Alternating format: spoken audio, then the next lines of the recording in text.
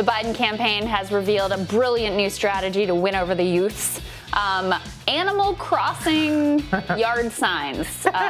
This is a scoop here. The Biden-Harris campaign rolling out official yard signs for Animal Crossing New Horizons today. It's part of the campaign's broader initiatives to meet voters where they are online.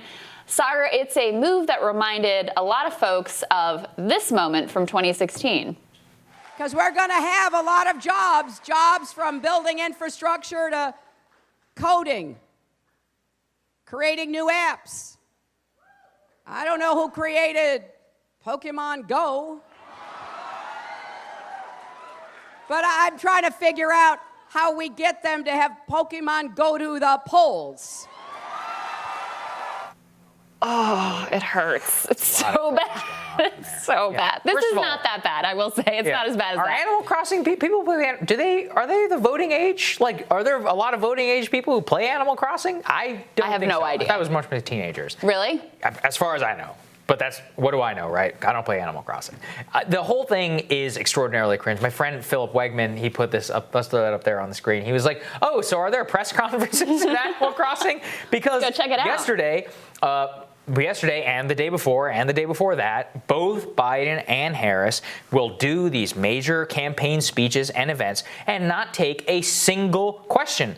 Whatever you think about Trump, whenever he's in Kenosha, he's like, all right, he's like, who's got questions? Right? And he'll take them for like 2 hours. Easily the most accessible president in modern history from a press perspective. And Biden and Harris are just completely hiding behind it. Look.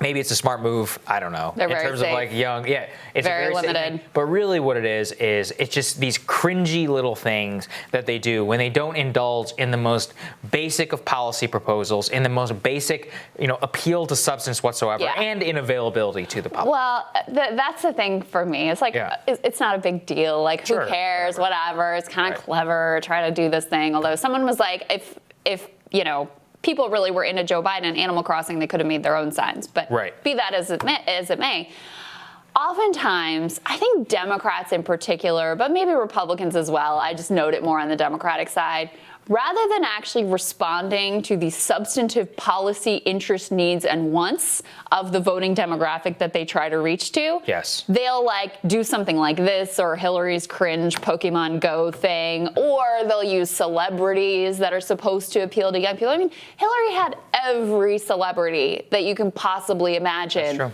backing her in 2016. Ultimately, it wasn't enough. It doesn't work that way because a lot of people are concerned more about, let's throw this up here, 50% of Americans are worried about medical bankruptcy right now, which is, look, we're in a pandemic and it's an entirely reasonable concern since we know that medical costs are the number one reason that people do declare bankruptcy. So I just look at this and it's like, okay, so you're not going to, young people voted overwhelmingly in the primary for Medicare for All and a Green New Deal. You're not going to give them that. Instead, you're going to give them Animal Crossing. Yeah, that's very well. Where really what it is look, younger people, we are the people who are 50% unemployment.